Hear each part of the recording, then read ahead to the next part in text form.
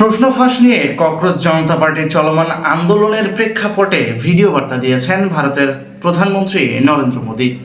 বৃহস্পতিবার রাতে সামাজিক যোগাযোগ মাধ্যমে তার এই ভিডিও বার্তার পর অনশন প্রত্যাহার করেছেন অধিকার কর্মী সোনম ওয়াংচুক। এদিকে দিল্লি পুলিশ আন্দোলনে পাকিস্তানি গুপ্তচর সংস্থা আইএসআই এর সম্পৃক্ততার কথা নিশ্চিত করে তাদের অফিসিয়াল ফেসবুক পেজে বিবৃতি দিয়েছেন, যেখানে দিল্লি পুলিশ দাবি করেন একটি যৌক্তিক আন্দোলনের নেপথ্যে আন্তর্জাতিক গোষ্ঠীর স্বার্থ হাসিলের ষড়যন্ত্রের কথা। সামাজিক যোগাযোগ মাধ্যমে ছড়িয়ে পড়া মিথ্যা গুজবকে প্রাধান্য না দিতে জনগণের প্রতি আহ্বান জানিয়েছেন দিল্লি পুলিশের সাইবার সেল। তাদের দাবি, মিথ্যা ভুয়া অপতথ্য ছড়িয়ে জনগণের আবেগ চুরি করার চেষ্টায় কাজ করছে একটি গোষ্ঠী। এজন্য জনগণের আবেগ যাতে চুরি করে অন্য কেউ মিসইউজ না করতে পারে বা ফায়দা না তুলতে পারে সেদিকে খেয়াল রাখতে বলেছে দেশটির কেন্দ্রীয় গোয়েন্দা সংস্থা। এদিকে শিক্ষার্থীদের প্রশ্ন ফাঁস ঠেকাতে কঠোর পদক্ষেপ নেওয়ার প্রতিশ্রুতি দিয়েছেন প্রধানমন্ত্রী নরেন্দ্র মোদী। 23 জুলাই মধ্যরাতে নিজের সামাজিক যোগাযোগ মাধ্যমে প্রধানমন্ত্রী নরেন্দ্র মোদী তার এই প্রতিশ্রুতির কথা ব্যক্ত করেন। এদিকে ভারতের প্রধানমন্ত্রী নরেন্দ্র মোদীর প্রতিশ্রুতি ঘোষণা করার পর বৃহস্পতিবার রাতে 27 দিনের মাথায় হাসপাতালের খাটে বসেই অনশন প্রত্যাহার করেন ওয়াংচুক। ওই সময় হাসপাতালে উপস্থিত ছিলেন তার স্ত্রী গীতাঞ্জলি এবং হাসপাতালে এসেছিলেন কেন্দ্রীয় মন্ত্রী জেপি নাড্ডা ও জিতেন্দ্র সিং। অনশন প্রত্যাহারের পরে ওয়াংচুককে উত্তরীয় পরিয়ে সম্মাননা জানানো হয় এবং হাসপাতালে উপস্থিত হয় বেশ কয়েকজন। ওয়াংচুক জানান, সরকারের এই সিদ্ধান্তে তিনি কৃতজ্ঞ এবং খুশি। এক্স হ্যান্ডেলে কেন্দ্রীয় মন্ত্রী জেপি নাড্ডা এবং লাদাখের অ্যাপেক্স বডির শীর্ষ নেতাদের উপস্থিতিতে তিনি অনশন প্রত্যাহারের এই সিদ্ধান্ত গ্রহণ করেন। তিনি আরো লেখেন, এর আগে বিভিন্ন রাজনৈতিক দলের 65 জন সাংসদ তার সঙ্গে দেখা করে বা চিঠি লিখে অনশন প্রত্যাহারের অনুরোধ করেছিলেন। তার দাবি, হিংসা যাতে ছড়িয়ে না পড়ে সেই কথা মাথায় রেখে ও একাধিক শর্ত দিয়ে দীর্ঘ আলোচনা করার পরেই তিনি এই সিদ্ধান্ত নিয়েছেন।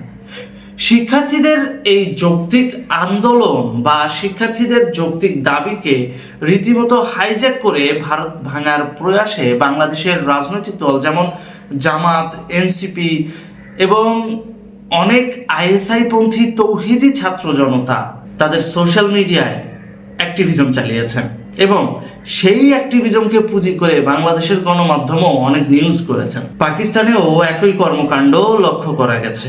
ভারতের প্রধানমন্ত্রী নরেন্দ্র মোদীর এমন পদক্ষেপের কারণে রীতিমতো তাদের বাড়া ভাতে ছাই পড়ে গেছে।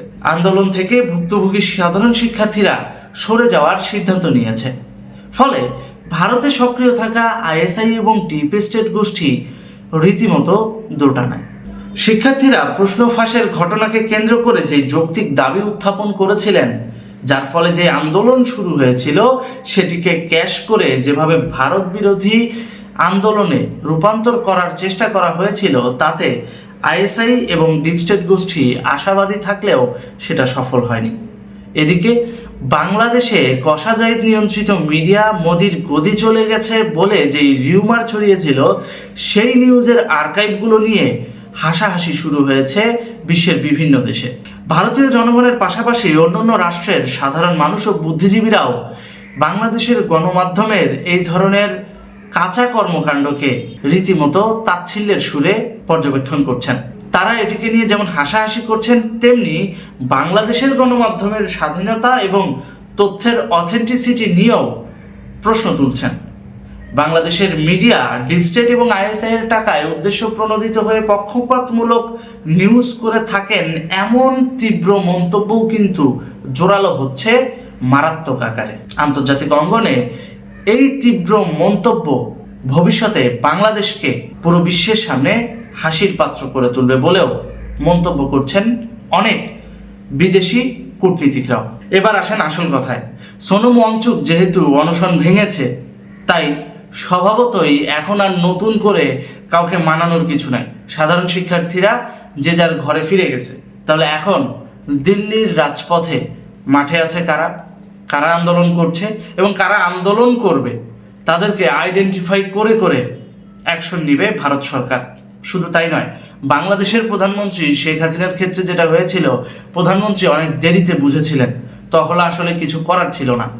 এখন আন্দোলনের শুরুতেই দমিয়ে দেওয়ার পর যখন আন্দোলনের যৌক্তিকতা নিয়ে যারা বা যাদেরকে ফেস করা হচ্ছে, যেমন সোনম ওয়াংচুক, বিভিন্ন মিডিয়া কর্মী এবং যারা যারা ভুক্তভোগী শিক্ষার্থী, তাদের সবাইকে যখন ম্যানেজ করা শেষ সরকারের, এখন তাদেরকে ঘরে পাঠিয়ে দিয়ে এদেরকে ফিল্টার করবে। কাদের? যারা আইএসআই পন্থী, ডিপ স্টেট পন্থী, যারা চাচ্ছে এই রাজনীতিটাকে ক্যাশ করে ভারতকে অস্থিতিশীল করতে, তাদেরকে কিন্তু এখন ঠিক মতো সাইজ করবে ওই দেশের গভর্নমেন্ট।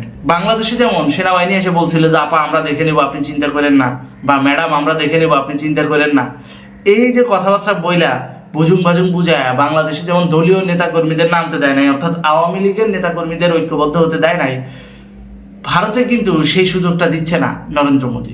ভারতে কিন্তু ইতিমধ্যে ওই পতাকা টানায়া, অর্থাৎ পতাকা হাতে নিয়ে বিজেপির কর্মীরা রওনা দিয়ে গেছে। অর্থাৎ এটাকে রাজনৈতিকভাবে মোকাবেলা করবে ভারতের প্রধানমন্ত্রী নরেন্দ্র মোদী। তা আমরা দেখতে থাকি কি হয় না হয়। আগেই বাংলাদেশের অনেক মিডিয়া অনেক কিছু প্রচার করছেন, সেটা থেকে বন্ধ থাকুন। ধন্যবাদ।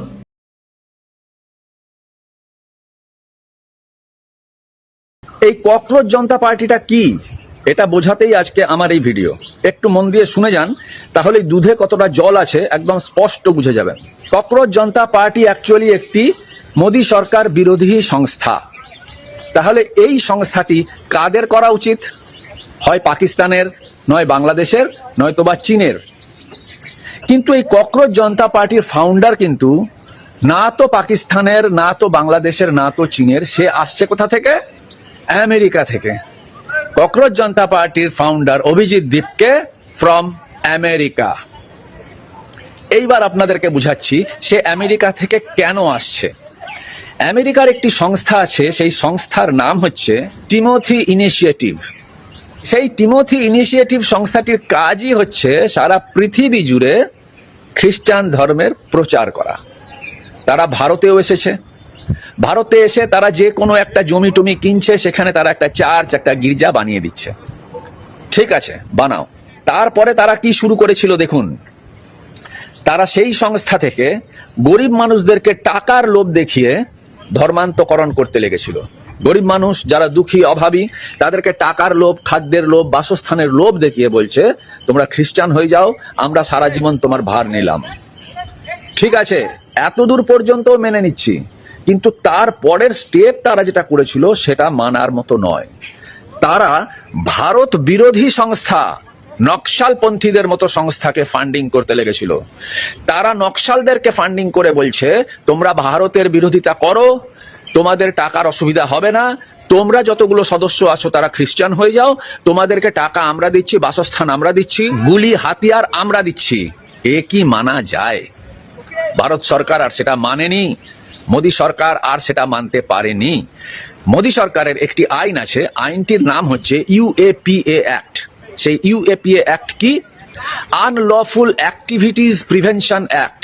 যেখানে যেখানে দেখবে নিয়ম বিরোধিতা কোনো কাজ হচ্ছে, আনলফুল কোনো কাজ হচ্ছে, সেই কাজগুলিকে সেই আইনের আওতায় এনে তৎক্ষণাৎ বন্ধ করে দেওয়া হবে। মোদী সরকারও তাই করলো। সেই ইউএপিএ অ্যাক্টের মধ্যে আমেরিকার সেই সংস্থা টিমোথি ইনিশিয়েটিভকে ফেলে সেই টিমোথি ইনিশিয়েটিভ সংস্থাকে ভারত সরকার ব্যান করে দিয়েছে। এইবার কি হলো? আমেরিকা নড়ে উঠলো। আমেরিকার সংস্থা ভারতে ব্যান হয়েছে, আমেরিকা নড়ে উঠলো। আমেরিকা দেখলো ভারতকে শায়েস্তা করতে হবে, তাহলে ভারতকে দমন কিভাবে করা যায়? কোনো অজুহাত খোঁজো, কোনো অজুহাত খোঁজো, অজুহাত খুঁজতে খুঁজতে তারা পেল নিট পেপার লিক। এই নিট পেপার লিকটা কি জিনিস? যারা নিট পেপার লিক বলে চিল্লাচ্ছেন তারা আদৌ জানেন এই নিট পেপার লিক কি জিনিস? এই 2026-এর নিটের যে পরীক্ষা হয়েছে তাতে তো কোনো একটা বিষয় পরীক্ষা হয়নি, সেখানে হাজারো বিষয় পরীক্ষা হয়েছে। সেই হাজারো বিষয়ের পরীক্ষার মধ্যে মাত্র একটি বিষয়, ডেন্টাল ডাক্তার যারা হতে যাচ্ছিলেন সেই ডেন্টাল ডাক্তারদের গ্র্যাজুয়েশনের পরীক্ষার পেপারে লিকেজ হয়েছে কিন্তু মাত্র একটি বিষয়ের পেপারে লিক হয়েছে। কিন্তু একটা অজুহাত তো দরকার, সবাই মিলে মোদী সরকারের বিরুদ্ধে লাফিয়ে পড়েছে। আমেরিকা এই অজুহাতটাকে কাজে লাগিয়ে আমেরিকা থেকে একটা সিজেপি নামের পার্টি ফাউন্ড করে সেই পার্টিটাকে ভারতে পাঠিয়ে ভারতের বিরোধিতা করতে শুরু করেছে, এবং যারা যারা আগে থেকেই মোদী বিরোধিতা করছিলেন তারা সবাই মিলে সেই পার্টিটাকে সাহায্য করছেন, সাপোর্ট করছেন। বাস, এরা কোনো রকম ভাবেই নিটের সঙ্গে যুক্ত নয়। নিট এলো আর গেল, এদের কিছু যায় আসবে না। এরা শুধু মোদী বিরোধিতা করছে। তার প্রধান কারণ হচ্ছে সেই টিমোথি ইনিশিয়েটিভ নামক সংস্থাটি ভারতে ব্যান হয়ে গেছে। তারা ভারতে আর খ্রিস্টান ধর্ম প্রচার করতে পারছেন না, ভারতে ইললিগ্যাল অ্যাক্টিভিটিস করতে পারছেন না। বোর হচ্ছেন না তো? আর একটা পয়েন্ট আছে, এবার দ্বিতীয় পয়েন্টে আসছি। এবার আসি ভারত সরকারের আর একটা আইনের বিষয়ে, FCRA, foreign contribution regulation act, অর্থাৎ বাইরের দেশ থেকে কিভাবে টাকা আসছে সেটাকে দেখাশোনা করার নিয়ম। দেখুন, ভারতবর্ষে আগাছার মতো এনজিও আছে। এই এনজিও গুলো কি করে, কিছু কাজ করে কি না করে দিয়ে দেখায় আমরা কাজ করছি, সেই কাজ দেখিয়ে তারা বাইরের সংস্থা থেকে টাকা পেয়ে যাচ্ছে, এতে তাদের দিব্যি সংসার চলছে। কাজ তারা কিন্তু খুব একটা করে না, টাকা কামাবার জন্যই এক একজন সেই এনজিও খুলে বসে আছে। এই সোনম ওয়াংচুকের একটি এনজিও আছে, সেই এনজিও এর নাম হচ্ছে SECMOL, সেকমোল এনজিও। এবার সেই FCRA আইনের মধ্যে কিন্তু একটা নিয়ম আছে। সেই নিয়মটা হলো, FCRA আইনে কেউ যদি ধরা পড়েন তাহলে তার যাবতীয় সম্পত্তি কিন্তু সব সরকার কেড়ে নেবে, ক্রোক করে নেবে, বাজেয়াপ্ত করে নেবে।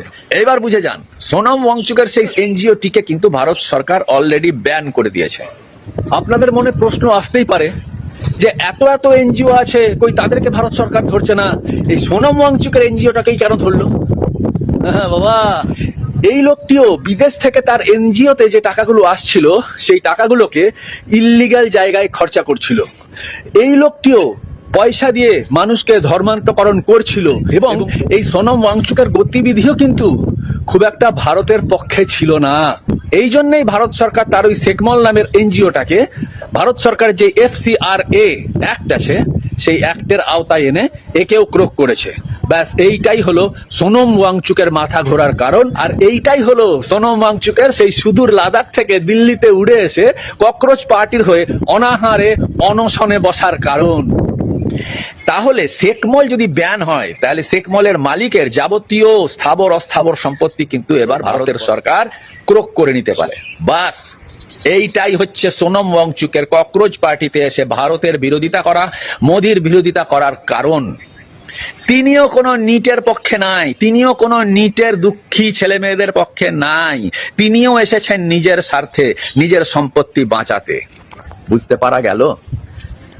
কেউ, নোবডি এখানে এই যে ককরোচ পার্টির আপনারা দেখছেন এত যে হাঙ্গামা করছে, এই যে ককরোচ পার্টির হয়ে ছেলেমেয়েরা এত হাঙ্গামা করছে, কিছু কিছু সিনেমা আর্টিস্টরা এসে সেই আগুনের মধ্যে ফু মারছেন, ধোঁয়াটাকে আরো বাড়াচ্ছেন, এরা কেউই কিন্তু নিটের সেই দুঃখী ছেলে মেয়েদের জন্য আসছেন না, সবাই নিজের নিজের স্বার্থে আসছেন। আমেরিকা থেকে অভিজিৎ দীপকে পাঠানো হয়েছে কারণ আমেরিকার সংস্থা টিমোথি ইনিশিয়েটিভকে ভারতে ব্যান করে দেওয়া হয়েছে। সোনম ওয়াংচুক ঝাঁপিয়ে পড়ছেন কারণ FCRA আইনের আওতায় এসে সোনম ওয়াংচুকের একটা 1000 কোটি টাকার এনজিও সেকমলকে ভারত সরকার ব্যান করে দিয়েছে, এবং তার সঙ্গে সোনম ওয়াংচুকের সমস্ত সম্পত্তিও কিন্তু এবার ভারত সরকার ক্রোক করে নিতে পারে। বুঝতে পারলেন কতটা দুধ আর কতটা জল? এইটাই হলো ককরোচ জনতা পার্টির ফান্ডা, এছাড়া আর অন্য কিচ্ছু নয়।